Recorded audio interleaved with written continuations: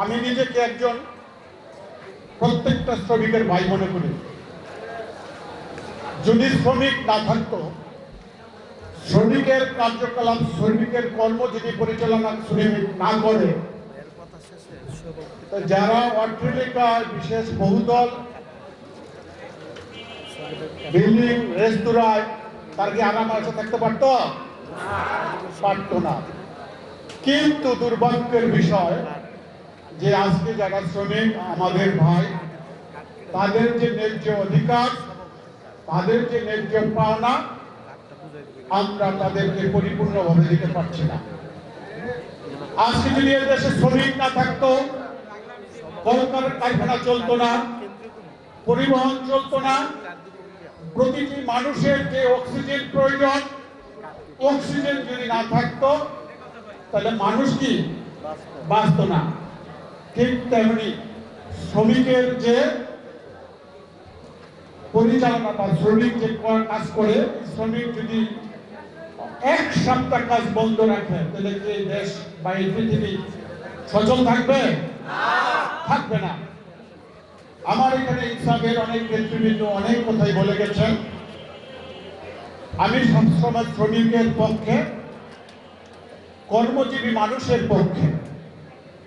আমি এখানে এসেছি, নিজেকে তৈরি করেছি একজন শ্রমিক হিসেবে, একজন কর্মজীবী মানুষ হিসাবে। আমি কোনো নেতা বা কাউন্সিলর নই। আমি এলাকার গরিব দুঃখী মানুষের পাশে সবসময় থাকি এবং ইনশাআল্লাহ যতদিন বেঁচে থাকি, সুস্থ থাকি, আমি এই শ্রমজীবী মানুষের পাশে থাকবো। কারণ যারা এই পৃথিবীকে গড়তে জানে তারাই মানুষ। যারা অলসতায় জীবন যাপন করে তারা মানুষ না, তারা বেকারত্ব জীবন যাপন করে। যে যে কাজে করুক না কেন, যত ছোট কাজই হোক না কেন, সে একজন শ্রমিক, সে একজন কর্মজীবী মানুষ। যদি তার কর্মকে সে ভালোভাবে না করে, তার কোনো সফলতা আসবে না। যত ছোট কাজই হোক, তাতে কর্ম, আর এই কর্মকেই সম্মান দেওয়া উচিত। তার ভিতরে শ্রমিক, শ্রমিক কিন্তু অনেক বড় মাপের একজন মানুষ। শ্রমিক যদি তার কাজ না করে, তাহলে এইখানে আমিও এক বক্তৃতা দেওয়ার কোনো ক্ষমতা আমার থাকতো না, কারণ ওই শ্রমিকের কাজটাও আমার করতে হইতো। তাই আমি আমার যারা উদ্যোক্তা আছেন, কর্মকর্তা আছেন বা দেশের নেতা আছেন, আমি বিশেষ করে অনুরোধ করব তারা যেন শ্রমিকের হক বা শ্রমিকের ন্যায্য পাওনা নিয়ে সবসময় কথা বলে। আজকে আমার এখানে উপস্থিত হওয়ার কথা ছিল আমাদের শ্রদ্ধা, আজকে প্রধানমন্ত্রী আমার শ্রদ্ধা বড় ভাই নারায়ণগঞ্জ জেলা যুগ্ম আহ্বায়ক মাসিকুল ইসলাম রাজীব ভাই। তিনি তার রাজনৈতিক ব্যস্ততার কারণে আজকে এখানে আসতে পারেন, আপনাদের মাঝে উপস্থিত হতে পারেন নাই, এর জন্য আন্তরিকভাবে দুঃখিত। আমি ২ নং ওয়ার্ডের একজন সেবক হিসাবে বলতে চাই, যারা এখানে আমার সামনে বসে আছেন, যারা শ্রমিক ভাই, আমি তাদের উদ্দেশ্যে বলতে চাই, এই যে যারা এখানে জেলা বা কেন্দ্রীয় ইনসাফের নেতৃবৃন্দ আসছেন, আপনাদের কাছে একটি অনুরোধ করেছে যেন ইনসাফের প্রত্যেকটি শ্রমিক ভাই একটি কার্ড করে। একটা কথা মনে রাখবেন, আমি এখানে আসছি, আমাকে এখানে বিশেষ অতিথি করা হয়েছে। আলহামদুলিল্লাহ আপনাদের সামনে একটা পরিচয় নিয়ে আমি কথা বলতেছি। এই ২ নং ওয়ার্ডের সেবক বা সিদ্দিকুর থানা বিএনপির সাধারণ সম্পাদক। এর চেয়ে বড় পরিচয় হলো আমি মানুষ, একজন কর্মজীবী মানুষ। আমি কর্ম করে খেতে বা চলতে পছন্দ করি। অন্যায়কে প্রশ্রয় দেই না, অন্যায় করিও না। ভুল ভ্রান্তি মানুষের হতে পারে চলার পথে। কারণ এই জায়গায় আসছি, আমি একা একা আসি নাই, আমার অনেক কর্মীবৃন্দ আছে, অনেকেই শুভাকাঙ্ক্ষী আছে। তারা হয়তো কিছু না কিছু ভুল করে, ভুল হতে পারে, কিন্তু আমারও একটা পরিচয় আছে।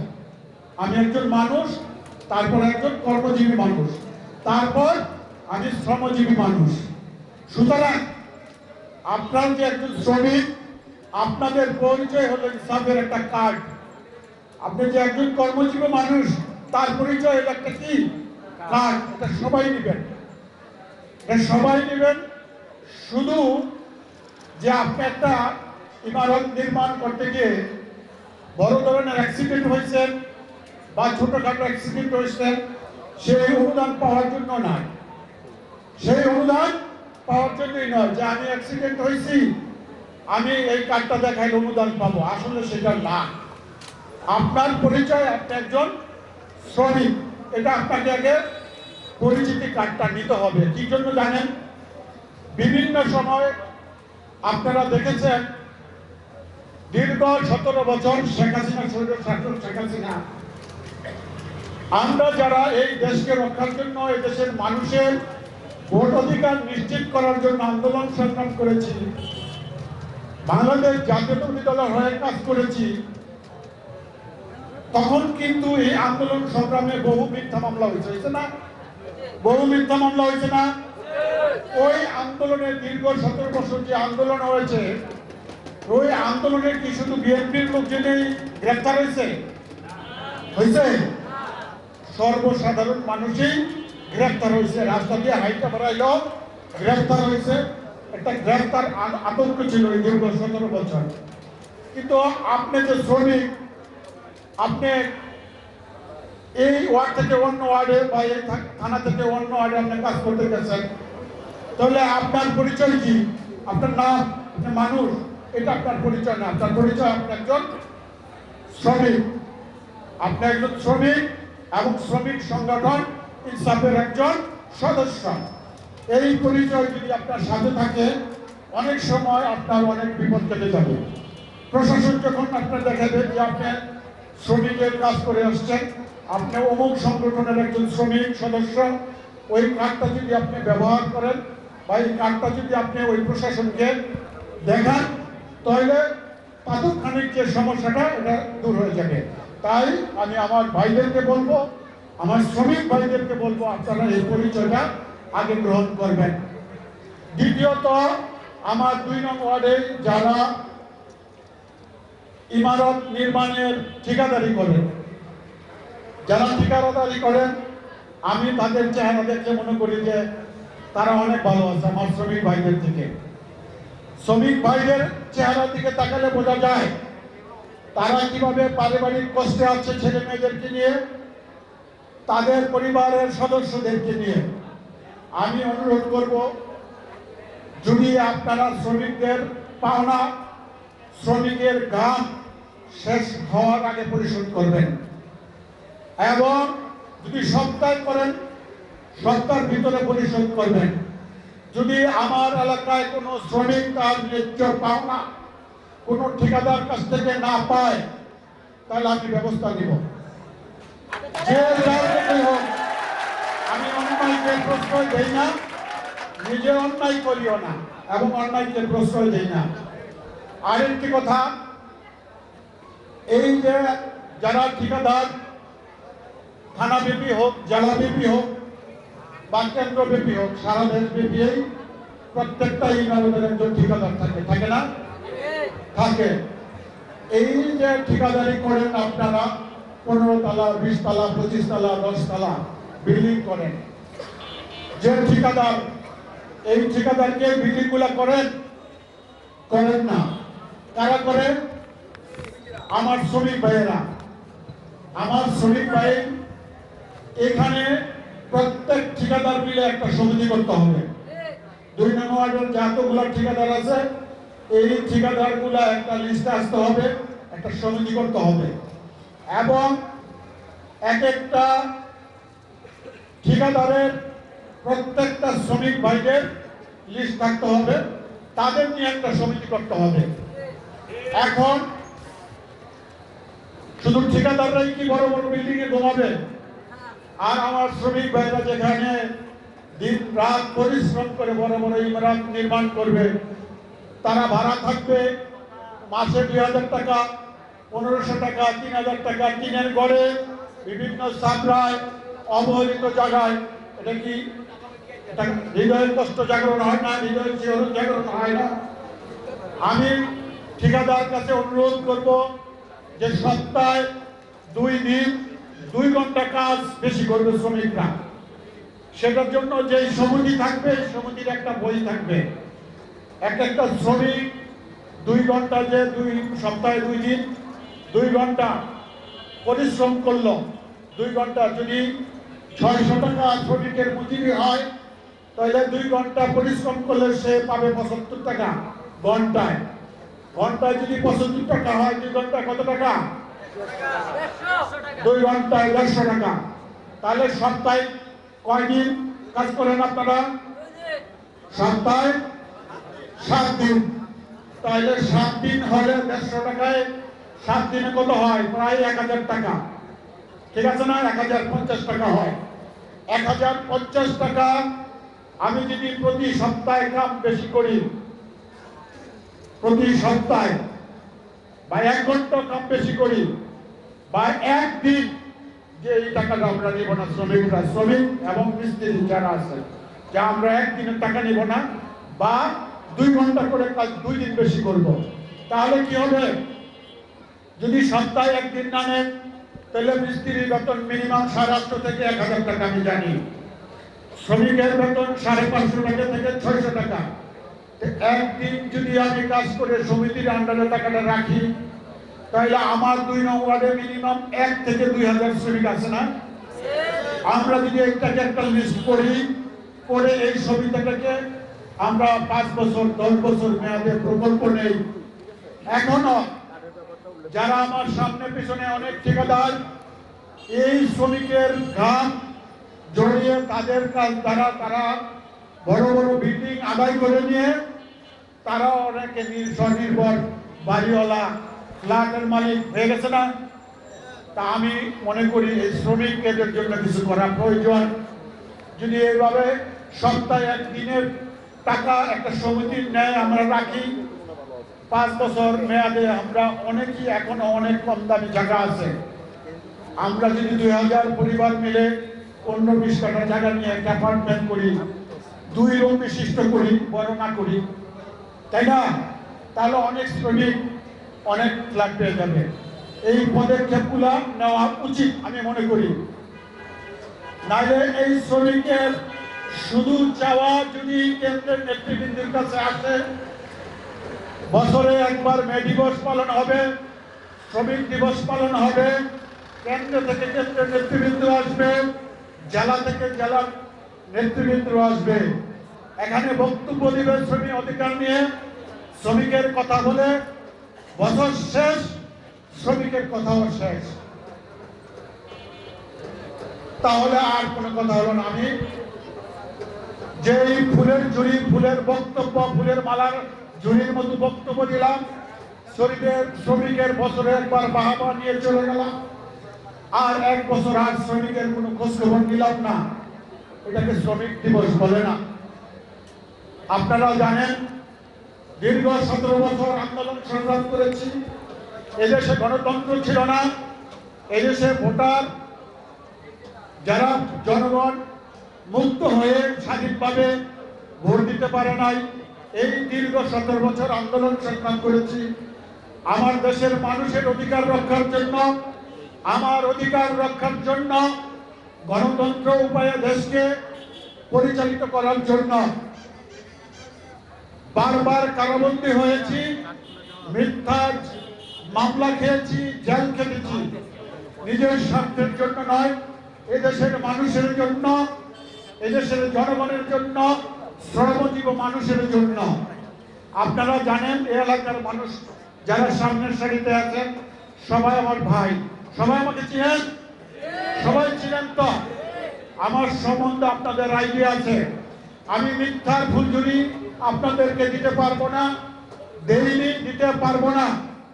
আমি আমার তরফ থেকে এই শ্রমিকের জন্য বা আমার শ্রমিক ভাইদের জন্য যা করণীয় আমার পক্ষ থেকে ইনশাআল্লাহ আমি করব। আপনারা কি আমার এলাকার সবাই ভোটার? আপনারা কি আমার এলাকার সবাই ভোটার? একটু হাত তুলেন দিই, কে কে ভোটার? অনেকেই ভোটার নাই। যদি দেশে ভোটার হয়ে থাকেন, আমার এলাকায় ভোটার হয়ে থাকেন, আমি আপনাদেরকে নিয়ে রেজিস্ট্রেশন করবো এর পরেই। আমার ট্রাস্ট, আপনারা জানেন আমার বাবা মার নামে একটা ট্রাস্ট আছে, হাজী ইদ্রিস আলী এন্ড হাজেরা ফাউন্ডেশন। আমি প্রতি বছর 2 থেকে 3 বার গরিব দুঃখী মানুষ এবং শ্রমজীবী মানুষের সহযোগিতা করি এই জন্যই, কোনো মানুষের বাহবা পাওয়ার জন্য নয়, কোনো মানুষের হাততালি পাওয়ার জন্য নয়। আমি আমার ব্যবসা প্রতিষ্ঠান থেকে যে লভ্যাংশ আছে আমি সমাজের জন্য, গরিব দুঃখী মানুষের জন্য ব্যয় করে থাকি।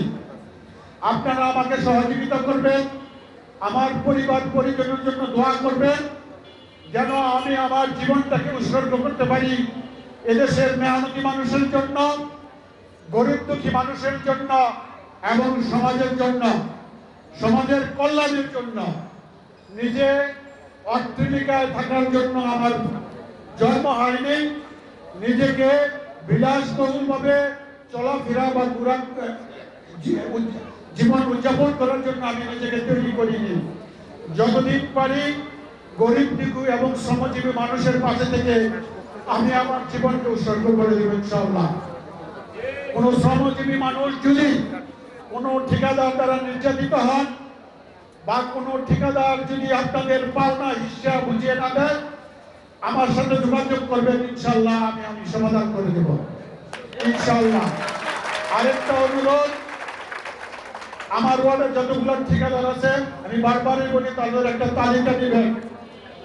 তারা যেন এখানে বিল্ডিং হয়, বহু বিল্ডিং হবে, এদেশে আরো বহু বিল্ডিং হবে, তারা যেন একটি নির্ধারিত রেটে, সমপরিমাণ রেটে কনস্ট্রাকশনের কাজগুলা মালিক পক্ষ থেকে নেয়। কেউ যেন বিশৃঙ্খলা সৃষ্টির জন্য অনেক ডিফারেন্স করে যেন কাজ না নেয়। যদি এটা একটা সিএল করা হয় বা একটা রেট মেনটেন করা হয় তাহলে শৃঙ্খলা ফিরে আসবে। আর নয়তোবা দেখা যাবে যে ইমারত নির্মাণ করতে গিয়ে যেই ঠিকাদার ভাইয়েরা আছে তারা মালিক পক্ষের সাথে কাজ নেওয়ার জন্য রেট কম দিয়ে কাজ ভাগিয়ে নেবে। পরবর্তী দেখা যাবে ওই ঠিকাদারের শ্রমিকের মজুরি দিতে অনেক কষ্ট হবে বা ওই কনস্ট্রাকশন কাজে গিয়ে তার অনেক লস হয়ে যাবে। তখন এই প্রভাব পড়বে শ্রমিকের উপরে, এই প্রভাব পড়বে এই এলাকার সমাজের ইমারত নির্মাণ যারা করবে মালিক পক্ষ তাদের উপরে, ঠিকাদাররা পালিয়ে যাবে। এই কাজগুলো আমাদের ঠিকাদারকে সচেতন হতে হবে যেন কোনো রকমের বিশৃঙ্খলা না হয়। আর বিশেষ করে আমি অনুরোধ করব যে 2 নং ওয়ার্ডে আমাদের প্রত্যেক ঠিকাদারের প্রত্যেকটা শ্রমিকের একটা লিস্ট করা। আমি দেখব যে আমার এই ওয়ার্ডে কতগুলো ঠিকাদার আছে এবং কতগুলা শ্রমিক আছে, আমি তাদের নিয়ে বলবো। তাদের সকল ধরনের কিভাবে সুযোগ সুবিধা সরকারের পক্ষ থেকে দেওয়া যায়, আমার ব্যক্তিগত পক্ষ থেকে দেওয়া যায়, আমি সেই প্রচেষ্টা করব। আর বেশি কিছু বলবো না। আমার এখানে কেন্দ্রীয় শ্রমিক ভাইদের সংগঠন ইনসাফের অনেক নেতৃবৃন্দ আসছেন, জেলার নেতৃবৃন্দ আসছেন, থানার নেতৃবৃন্দ আসছেন। আমি আমার পক্ষ থেকে তাদেরকে অভিনন্দন জানাই, ধন্যবাদ জানাই। আজকে তারা সময় দিয়েছেন, শ্রমিক নিয়ে কথা বলেছেন, শ্রমিকদের দুঃখ নিয়ে কথা বলেছেন। আমি তাদের কাছে বিনয়ের সাথে অনুরোধ করব, এই শ্রমিকদেরকে কখনো শ্রমিক মনে করবেন না। শ্রমিকরা এই দেশকে পরিচালিত করে, এই শ্রমিকরাই পারে এই দেশকে একটি উচ্চ পর্যায়ের দেশ হিসেবে নিতে, এই পৃথিবীর ভিতরে আগে নিতে। এই দেশকে শ্রমিকরা চাইলে একটা সরকারকে পতন ঘটাতে পারে, শ্রমিকরা চাইলে এই দেশকে অচল করতে পারে, শ্রমিকরা যদি ঐক্য থাকে এই দেশকে এগিয়ে নিয়ে যেতে পারে। আমি বেশি কিছু বলবো না। দীর্ঘ 17 বছর আমরা আন্দোলন সংগ্রামের মাধ্যমে আমাদের আজকের দলের চেয়ারম্যান, আজকের যিনি প্রধান মন্ত্রী, আমাদের দলনেতা জনাব তারেক রহমান দেশের হাল ধরেছেন। বেশি দিন হয় না, মাত্র 3 মাস।